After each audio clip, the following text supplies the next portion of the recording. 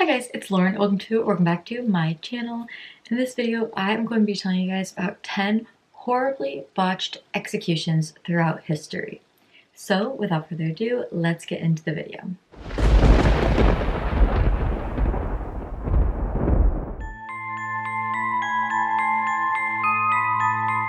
Mary Stuart was often believed to be the half-sister of Queen Elizabeth I. However, she was her first cousin once removed. She was the daughter of Scotland's King James V and his only surviving and legit child. Now, Elizabeth was not happy with Mary's pretensions. Mary went to England to beg for her forgiveness, and Elizabeth put her under house arrest. In 1586, during the 19th year of Mary being Elizabeth's prisoner, she was actually convicted of treason against the Queen and sentenced to death. She was scheduled to be beheaded in 1587 at Fotheringhay. An executioner and assistant were chosen to do it in the Great Hall using an axe. For the first blow, instead of it hitting her neck, it actually hit the back of her head. The second one was aimed more accurately, but it still didn't fully decapitate her head. Eventually, the third one finally did the trick. William Kidd was executed for piracy in London in 1701. Evidence shows he most likely was not a pirate, but he was a privateer with poor judgment and bad political skills. He made enemies with his own royal governors and military leaders in the Atlantic, Indian Ocean, Caribbean, and colonial New York. During the trial, he produced evidence in forms of warrants, letters of marque, and personal correspondence. The documents supported his assertions of innocence of piracy and other crime. However, during the trial, the evidence actually disappeared, making his conviction a lot easier. He was sentenced to be hanged at Execution Dock in London on May 23, 1701. He was allowed to buy food and drinks during his last few days in prison, and he actually was drunk by the time his execution came around. He gave a speech claiming his innocence right before he was dropped from the gallows. However, the rope broke and he fell to the ground with the rope still wrapped around his neck. He once again claimed his innocence as he got up there a second time. This time it worked, and they put his body on display to warn other sailors the consequences of piracy. It's also said that some remnants of him were still there after 3 years.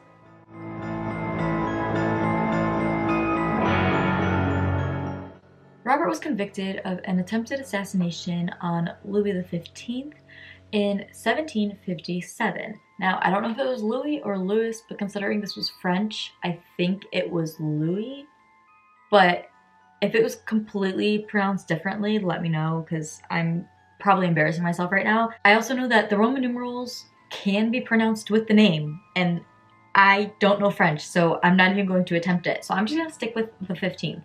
So anyways, Robert was able to hurt him with a knife. This got him to confess to his extramarital affairs to his wife, Queen Marie. He then realized the injury was actually not that serious, so he kind of confessed for nothing. Before his execution, he was tortured to ensure that any co-conspirators did not escape justice. He was burned with red-hot iron. The hand that did the act was covered in molten lead, and he was also covered in boiling oil. Then he was given to the executioner, who castrated him and tied him to a horse. However, the strength of the horse did not work as planned. The executioner then severed the tendons that were holding the body together with a knife. The horses were reattached and the body was successfully dismembered.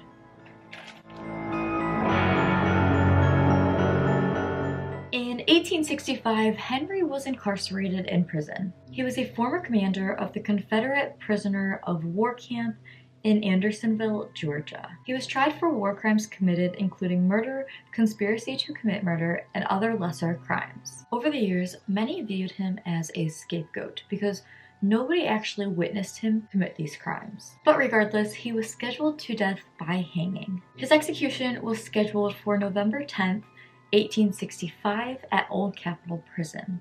About 200 people and 100 Union troops were there to witness it.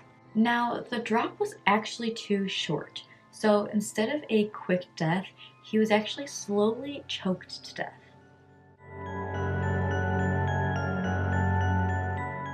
William is known as the first human to formally be executed using electricity. He was convicted for the brutal murder of his wife, Matilda Tilly Ziegler.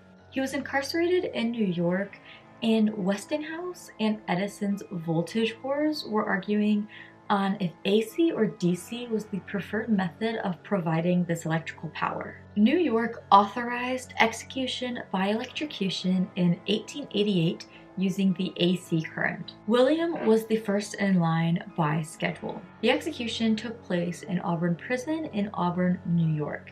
And instead of it being a quick, humane execution, it was gruesome and long. After a first jolt and being pronounced dead, he actually showed signs of life. Additional charges were ordered, causing many minutes of torture. His body smoked and charred and convulsed and changed color. Multiple witnesses had to look away because of how disgusted they were. His skin split and bled and his hair smoldered. After 8 minutes, he was pronounced dead for a second time. William Williams was convicted of killing a teenage boy by the name of John Keller, who he was supposedly in love with. He also killed the boy's mother, Mary Keller. She died in a separate shooting a week later, though. He confessed to killing the boy and tried his very best to plead guilty by reason of insanity. But they didn't really buy that, and he was ultimately sentenced to death by hanging. However, during the execution, the hangman actually used a rope that was too long. He dropped to the ground with his neck still intact and insufficient tension to cause strangulation. 3 or 4 men were forced to seize the rope and haul up, lifting him off the ground and strangling him. Over 30 witnesses watched as he struggled for over 14 minutes. The state of Minnesota has not performed another execution since this one, and in 1911 they actually abolished the death penalty altogether. So I'm not even going to attempt to try and pronounce this name, but she was one of 6 Thai criminals who conspired to kidnap and murder a child. During her trial, she was sentenced to death in 1979, and at this time in Thailand, the preferred method of execution was through a firing squad. What her executioners weren't aware of is that she actually had a situs inversus, meaning her heart and her other major organs were on the opposite side of her body than like a normal person. She was declared dead after being struck by at least 10 rounds and became unconscious. Her body was then transferred to a morgue to await an autopsy. While authorities were preparing for more executions, they started hearing screaming coming from the morgue. As you can probably guess, it was this convicted criminal, and she was also trying to stand, which really confused and startled everyone who was witnessing this. A second firing squad shot more rounds into her, and it was successful this time, at least according to the Thai reports. John is known for being the first in Alabama since the US Supreme Court returned the death penalty to the states. He was a career criminal. We're talking over 24 robberies, multiple kidnappings, and he even murdered the owner of a pawn shop during one of those robberies. He attempted to plead guilty, but prosecutors wouldn't allow it because that would mean he would not be eligible for the death penalty. His execution was scheduled for April 22nd, 1983. So the electric chair that they planned on using was built in the 1920s, and it was last used in the year of 1965. It took over 24 minutes after the first shock was applied. 3 shocks were ultimately required as his body smoldered and smoked and convulsed and even produced sparks. According to a witness, a large puff of grayish smoke and sparks poured out from under the hood that covered Mr. Evanson's face. An overwhelming stench of burnt flesh and clothing began pervading the witness room.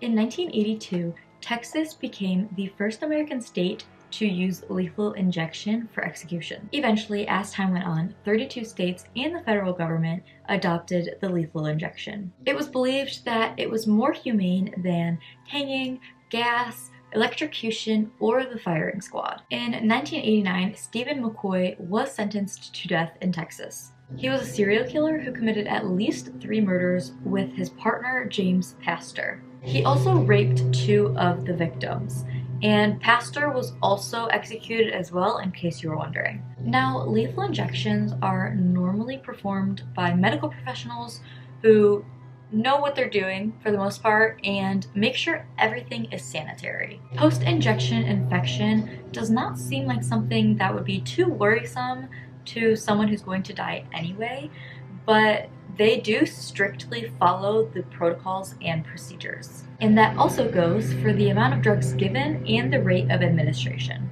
However, McCoy did not simply go into a drug-induced coma followed by death. He reacted very strongly and very differently than they expected. He had a physical spasm where his body violently arched, and seeing this even caused at least one witness to faint. He audibly gasped for air. According to the Attorney General for the state of Texas, Jim Maddox, the drugs might have been administered in a heavier dose.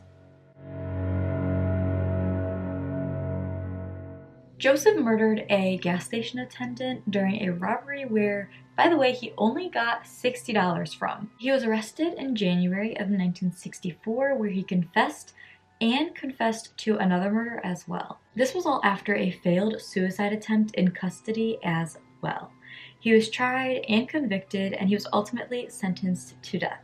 Execution took place in Lucasville, Ohio on May 2nd, 2006. Witnesses were there, but there was a curtain blocking their view for a certain period of time. This means that they heard what was going on, but they couldn't see what was going on. They heard constant groans and protests that it wasn't working, and once the curtain was removed, witnesses saw Clark raise his head and kind of look around at his surroundings multiple times, and he kept saying, "It don't work." The procedure took over 90 minutes. It was delayed because the medical technicians were struggling to find a vein that would work. They finally found one, but it eventually collapsed after a half hour into the execution. After all was said and done, a post-mortem on the body showed 19 puncture wounds. So thank you guys so much for watching this video. If you liked it, give it a thumbs up. If you disliked it, give it a thumbs down. I don't really care. Subscribe if you're new. Comment down below videos you would like to see next. Let me know what you guys thought on this video. Let me know which one shocked you the most, which one was the most crazy. These were just the top 10 throughout history, but I can definitely find more botched executions. If you guys would like a part 2, just let me know in the comments down below, and I'll see you guys in the next one. Bye!